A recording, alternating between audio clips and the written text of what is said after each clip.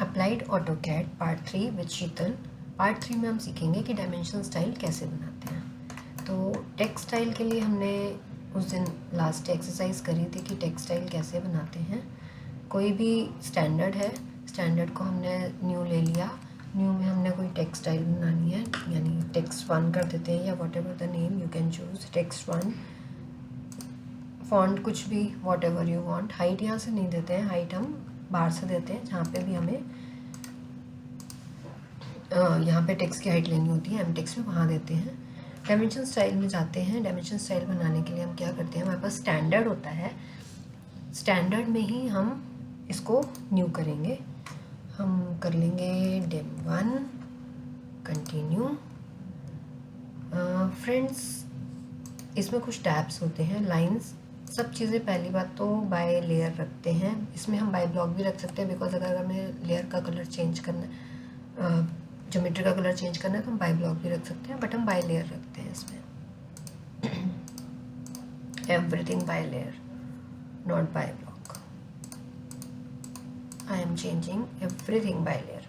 हम mm में काम कर रहे हैं तो इसको तो हम नहीं चेंज करेंगे। mm में हमारा 2 mm रीडेबल होता है, लेकिन एक्सटेंडेड लाइन्स इन सब चीज़ों के लिए 1.5। ऑफसेट फ्रॉम ओरिजिन अभी हम 0 कर देते हैं। अभी इसको मैं बाद में बताऊंगी, बस इतना करते हैं। बाय लेयर करके सब कुछ हम नेक्स्ट पे आते हैं। ये एरोस के लिए होता है, इसको भी हम 1.5 कर देते हैं। आई नो ये भी गंदा सा हो गया है, कोई बात नहीं। अभी हम इसमें टेक्स्ट को करेंगे ना, टेक्स्ट 1 1.5। ये ठीक हो गया। Text placement above, only above, align with dimension line, ये भी ठीक है। इसको हम 0.3 कर देते हैं। ये जो मैं डाल रही हूँ ये एक्चुअल डायमेंशन है, 1, 1.3, 0.3, 0.5, 0.5 का मतलब होगा 0.5 mm। ठीक है। Fit both text and arrows with leader, use overall scale. Primary units, primary units जो हमारी यूनिट्स चल रही होती हैं ये वही होती हैं। ओके करते हैं, सेट करेंट करते हैं, क्लोज करते हैं। अब हमने ये बॉक्सेस बनाए थे, हम इनकी डायमेंशंस करते हैं। क्या ये डायमेंशंस रीडेबल हैं? बिल्कुल रीडेबल है। ठीक है, बट आप इसका देख रहे हो कि इसका जो पॉइंट वाला सिस्टम जा रहा है वो बड़ा गंदा जा रहा है। तो हम अगर 10x10 का एक ब्लॉक बनाते हैं, इसकी डायमेंशन करते हैं, तो भी हमें ये बड़ा गंदा जा रहा है। मतलब इतने डायमेंशन प्लेसेस नहीं चाहिए होते। तो हम इसके प्राइमरी मॉडिफाई में जाएंगे, प्राइमरी यूनिट्स में जाएंगे, डेसिमल 0 कर देंगे, तो इसकी रीडिंग चेंज हो गई। नाउ अब नेक्स्ट लेवल है कि हमें ये डायमेंशन स्टाइल, अभी आप देख रहे हो ये इसका ओरिजिन पॉइंट है, ओरिजिन पॉइंट से कितना ऊपर होना चाहिए ये चेक करते हैं। टेक्स्ट नहीं, लाइंस में था ऑफसेट फ्रॉम ओरिजिन लाइन 0.5। अगर हम 1 सेकेंड को कर देते हैं तो क्या होता है, तो ये देखो ये 0.5 ऊपर हो गया। ये अगर आप मेज़र करोगे ना तो ये 0.5 ही है, 0.5। ठीक है, ठीक है, 0.5 है ना। मेज़र नहीं हो रहा क्योंकि हमने वहाँ प्रिसीजन ऑफ कर रखा है। अगर आप इसको 0.0 कर दोगे तो ये नप जाएगा। ठीक है, अभी देखना। ठीक है, ये नप गया। तो इसमें अब एक चीज़ और है कि अगर हम चाहते हैं, अभी क्या है कि ये जो डायमेंशन स्टाइल है ये ओरिजिन पॉइंट से 0.5 ऊपर से शुरू हो रही है। हम चाहें कि हमको ये जो लाइन है, ये वाली लाइन इतनी ही इधर दिखे, तो हम इसको फिक्स्ड लेंथ कर सकते हैं और यहाँ पे 1.5 कर सकते हैं। ठीक है, तो अभी आप ये इसको कितनी भी दूर रखोगे ये इतनी ही दिखेगी, इससे ज़्यादा नहीं दिखेगी। ठीक है, ये हो गया। अब नाउ हमको अगर ऑल्टरनेट यूनिट चेक करना है, ऑन करना है, तो हम इसको ऑन कर देते हैं। ऑल्टरनेट यूनिट हमको आर्किटेक्चरल रखना है, प्रिसीजन इतना ही छोड़ देते हैं। Multiply by all units 10/254। ये यूनिट कहाँ से आई फ्रेंड्स? हमें पता है 1 इंच में 25.4 mm होते हैं। अब हमें mm में डायमेंशन कर रहे हैं और हमें इंच में भी चाहिए, तो हमने इसको 10/1/25.4 करा।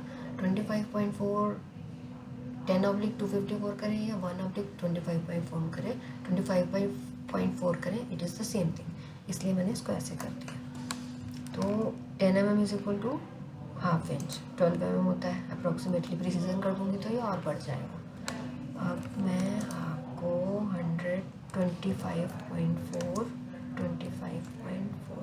ठीक है, अब इस पे चेक करके दिखाती हूँ आपको। ये तो गलत हो गया, 25.4 ठीक है। ये अब एक रीड करना चाहिए क्योंकि 25 देखो कर रहा है। 1 inch is equal to 25.4 mm। तो इस तरीके से डायमेंशन स्टाइल चेक होती है। अब नाउ डायमेंशन स्टाइल हो गई। अभी ये फ्रेंड्स ये 1:1 के स्केल पे चल रही है। अगर मैं इसको 50 के स्केल पे करना चाहूँ, जैसे कि अगर हम कोई ड्राइंग बनाते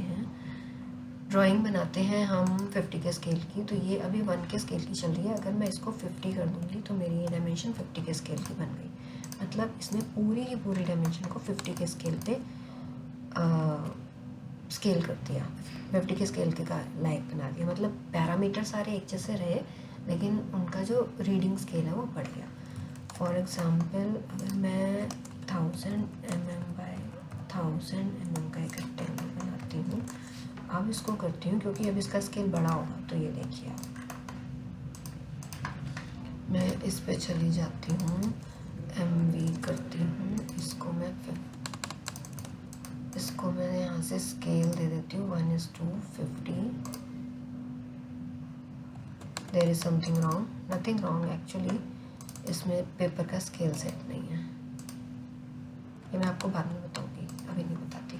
तो अभी मैंने आपको बताया कि हम डायमेंशन को हमने सेट किया, स्टाइल बनाया 1.5 करते हुए, और यहाँ पे हमें ड्राइंग्स में बहुत सारे स्केल्स लेने होते हैं, 30, 40, 50, 100, 90, 25। तो ये बस यहाँ पे सिर्फ चेंज करना है, डायमेंशन स्टाइल चेंज हो जाएगी।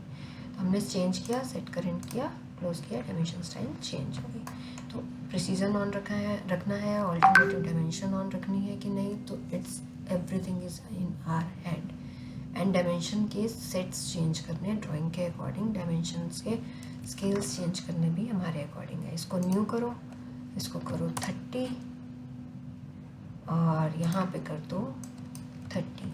30 की डायमेंशन स्टाइल आपकी रेडी हो गई। फिर इसको न्यू कर दो, फिर इसको कर दो 50, कंटिन्यू करो, मॉडिफाई करो, इसको कर दो 50। तो इस तरीके से आप डिफरेंट डायमेंशन स्टाइल्स बना के अलग अलग तरीके से यूज़ कर सकते हैं।